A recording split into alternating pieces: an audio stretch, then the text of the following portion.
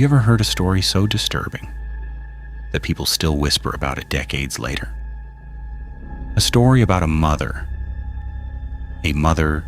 driven by desperation, a mother whose name became one of the most feared urban legends in the Philippines.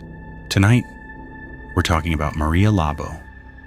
But before we begin, make sure your doors are locked, turn off the lights, and listen closely.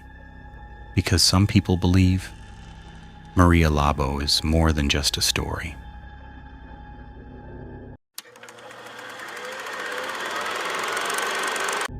Who was Maria Labo?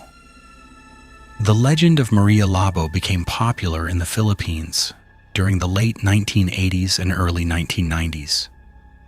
Unlike monsters or ghosts from ancient folklore, what made this story terrifying was how real it felt. People said Maria Labo was once an ordinary Filipino woman. She lived a simple life with her husband and children. But life was difficult. Money was tight. Opportunities were limited. So like many Filipinos hoping for a better future, Maria allegedly decided to work abroad. According to the story, she became an overseas worker in another country. At first, everything seemed normal. She sent money home. She wrote letters. She promised her children she would return soon. But then, something changed. Some versions of the legend claim Maria became involved in dark rituals. Others say she worked in dangerous places, surrounded by strange people. And then came the rumor that changed everything. People began saying Maria had developed a craving for human flesh. No one knows where the rumor started, but in the story, Maria slowly became someone unrecognizable. When she finally returned home to the Philippines, her own family noticed something was wrong. She acted strangely. She barely slept. And neighbors claimed her eyes looked cold, almost empty. But no one could have imagined what would happen next.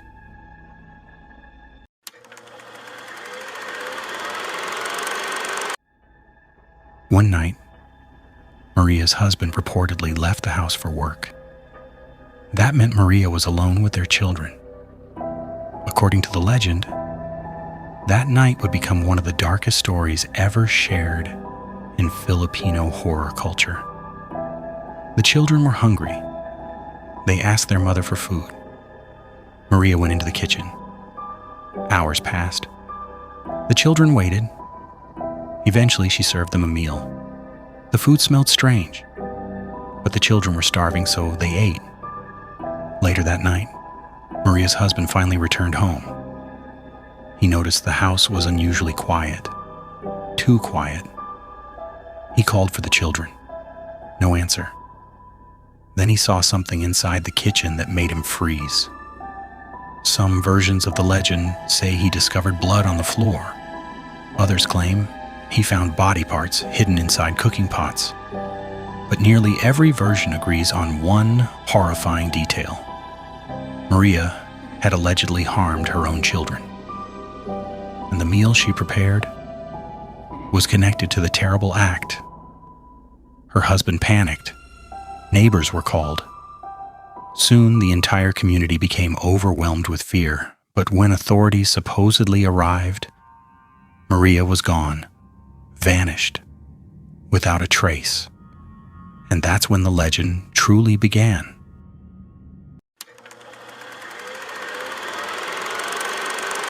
What made Maria Labo so terrifying wasn't just the horror, it was the possibility.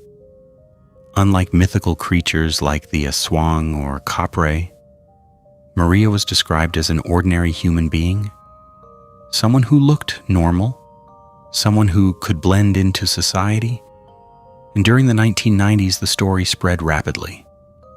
Students whispered about it in classrooms. Parents warned their children not to stay out late. Passengers shared the story during long bus rides. Some people even claimed Maria Labo was still alive.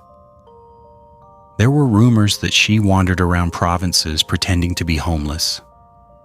Others believed she rode buses late at night searching for victims.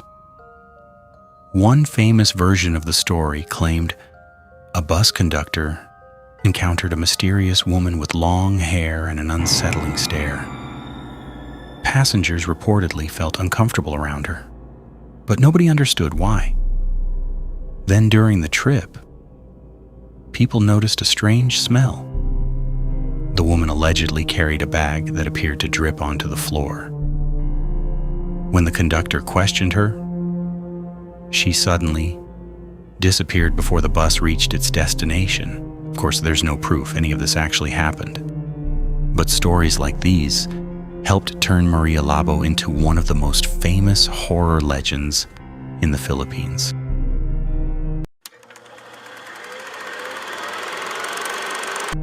So here's the big question. Was Maria Labo actually real? The truth is, there's no confirmed evidence that a woman named Maria Labo committed these crimes.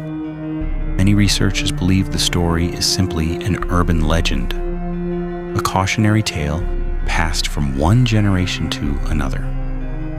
Some even think the name Labo came from the town of Labo in Camarines Norte. Others believe the story evolved over time, becoming more horrifying each time it was retold. And honestly, that's what makes urban legends so powerful. They don't need proof. They survive through fear. The more people tell the story, the more real it starts to feel. Even today, many Filipinos still recognize the name Maria Labo instantly. For older generations, it reminds them of childhood fears. For younger people, it's become one of the internet's favorite Filipino horror stories. There have even been low-budget films, online retellings, and viral social media posts inspired by the legend. But despite all the versions, no one truly knows where the original story came from. And maybe that mystery is exactly why people still talk about it.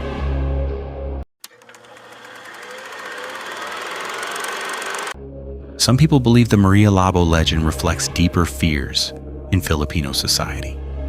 Think about it. The story involves poverty, migration, families separated by overseas work, isolation, and the fear of returning home completely changed for decades. Many Filipino parents sacrificed years away from their families just to provide a better life. The legend may have exaggerated those fears into something monstrous. A mother leaves home seeking opportunity, but returns as someone her family no longer recognizes. That idea alone is deeply unsettling. And perhaps that's why the story survived for so long. Because beneath the horror, there's sadness. A story about losing humanity, losing connection, losing yourself. Whether real or fictional, Maria Labo became more than just a scary story. She became a symbol of fear itself. So, what do you think? Was Maria Labo simply an invented urban legend? Or was there once a real woman behind the terrifying stories? Maybe we'll never know. But one thing is certain. Her name still sends chills down the spine of many Filipinos. And somewhere tonight, Mort, someone is probably hearing the story of Maria Labo for the very first time. If you enjoyed this video, don't forget to like, subscribe, and turn on notifications for more terrifying stories and mysterious legends. And comment below, what Filipino horror story should we cover next?